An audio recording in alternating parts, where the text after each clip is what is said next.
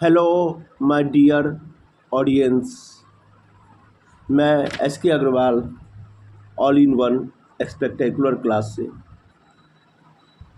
आज हमने जो टॉपिक लिया है उस टॉपिक का नाम है विचार और श्वास। आज हम लोग इसके बारे में कुछ समझेंगे, तो चलिए वीडियो शुरू करते हैं। टॉपिक विचार और श्वास। विचार व श्वास में गहरा संबंध है। जिस तरह के विचार हमारे अंदर चलते हैं उसी तरह की श्वास की गति हमारी हो जाती है। उदाहरण के लिए यदि क्रोध वाली बात मान लें आपके अंदर चल रही है तो श्वास की स्वाभाविक गति प्रभावित हो जाती है। कहने का अर्थ यह है, विचार की प्रकृति चाहे वह जैसी भी हो वैसी श्वास की गति हो जाती है, क्योंकि विचार पर हमारा नियंत्रण नहीं होता। अतः विचार पर हमें अधिक ध्यान देने की ज़रूरत है। हमें यह देखते रहना होगा कि हमारे अंदर कैसे विचार चलते रहते हैं। दो तरीके से इसे हम समझ सकते हैं। विचार ठीक नहीं होगी तो श्वास की गति भी ठीक नहीं होगी, और यदि श्वास अस्वाभाविक है तो विचार भी ठीक नहीं चल रहे होंगे। Both are interrelated, interlinked. एक बात और, यदि विचार पर हमारा ध्यान होगा तो श्वास भी स्वभावतः ठीक होगा, अर्थात श्वास की गति में अनियमितता नहीं होगी। अधिक वार्तालाप भी हमारे विचार को प्रभावित करते हैं, मन को चंचल बनाते हैं। यदि विचार पर हम ध्यान देंगे तो श्वास ठीक रहेगी, फलतः मन शांत रहेगा। मन की अत्यधिक चंचलता की स्थिति में यदि हम अपना ध्यान कूटस्थ अर्थात मेरुदंड मन की अत्यधिक चंचलता की स्थिति में यदि हम अपना ध्यान कूटस्थ या मेरुदंड पर रखें तो मन शांत होने लगेगा। कूटस्थ का मतलब यहाँ पे आज्ञा चक्र या त्रिकुटी है। यदि हम हर स्थिति में सामान्य रहें तो यह बहुत अच्छा होता है हमारे शरीर, मन व आत्मा के लिए। स्वाभाविक स्थिति में रहने की हमें हर पल कोशिश करते रहना चाहिए, क्योंकि हम सभी परिस्थितियों के हिसाब से अस्वाभाविक हो जाते हैं। स्वाभाविकता मतलब स्थित प्रज्ञता की स्थिति। कुछ भी हो, हमारे मन की शांति भंग नहीं होनी चाहिए। हम सभी को एक मेंटल डायरी रखनी चाहिए, साथ ही फिजिकल डायरी भी। जो भी कर रहे हों मन को उसमें पूरी तरह निमज्जित रखने की कोशिश करती रहनी चाहिए। यही सक्रिय ध्यान है, मतलब होशपूर्वक जीना, जाग कर जीना।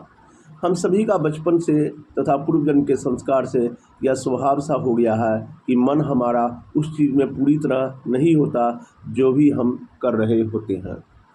किसी का 25%, किसी का 50% इसी तरह रहता है। यदि हम तल्लीनतापूर्वक काम करें तो हमारा अधिकांश काम सफल होगा। मुझे लगता है इससे हम सभी का टेंशन भी कम होगा। मन जब अत्यधिक फिजूल में दौड़ता है तो हम तनावग्रस्त हो जाते हैं। छोटे बच्चे इसका सर्वोत्तम उदाहरण है। छोटे बच्चे को खेलते देखिए, उसका पूरा मन खेल में रहता है। हम सभी के जीवन में ऐसे अनेक क्षण आते हैं जब घंटे बीत जाते हैं, लगता है कुछ समय ही बीता है। हमारी मनपसंद चीज़ जब हमारी मनपसंद चीज़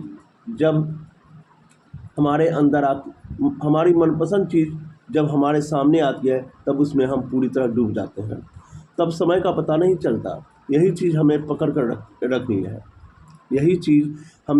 रखनी है और इसको हर काम में अप्लाई करना है। मन की भटकन तब अधिक होती है जब मन हमारा खाली रहता है, आंशिक खाली रहता है। एक महान उद्देश्य हम सभी को अपने जीवन में रखना चाहिए। वह उद्देश्य हमारे मन की भटकन को रोक देगा, कम कर देगा। मन प्रायः अतीत में या भविष्य में रहना चाहता है। वर्तमान में टिक कर रहना हमारा स्वभाव होना चाहिए, लेकिन हम सभी का मन प्रायः अतीत या भविष्य में रहता है। इस पर हमारा कोई जोर नहीं है। एक बात और, हमारा मन इमेज अर्थात छवि में सोचता है, शब्दों में नहीं। कॉन्शियस मन को हम समझा लेते हैं, लेकिन हमारे सबकॉन्शियस मन तक वह बात नहीं पहुंच पाता। यदि हमारा अवचेतन मन इस बात को स्वीकार कर लेगा तो वह बात घटित हो जाएगा।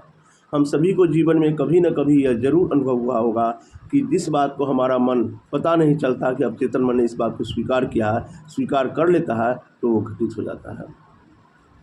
हमें अपने अवचेतन मन पर काम करने की ज़रूरत है। योग निद्रा इसमें अत्यधिक सहायक है। ऑटो सजेशन भी काफ़ी कारगर है। अच्छी किताबें, अच्छा संगीत हमारे मन को बांध कर रखने में काफ़ी अच्छी भूमिका निभाती है।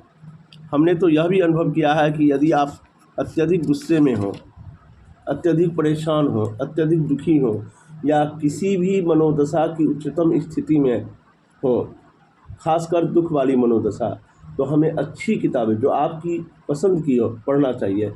इससे आपको काफ़ी राहत महसूस होगा। एक्साइटमेंट की स्थिति में हमें उस जगह से अपने को थोड़ी देर के लिए अलग कर लेना चाहिए। इससे हमें राहत मिलेगी और बड़ी घटना जो हो सकती है टल जाएगी। यह बात भी है कि जब इस दशा में होते हैं तो सारे नियम, बुद्धिमानी की बातें धरी की धरी रह जाती हैं।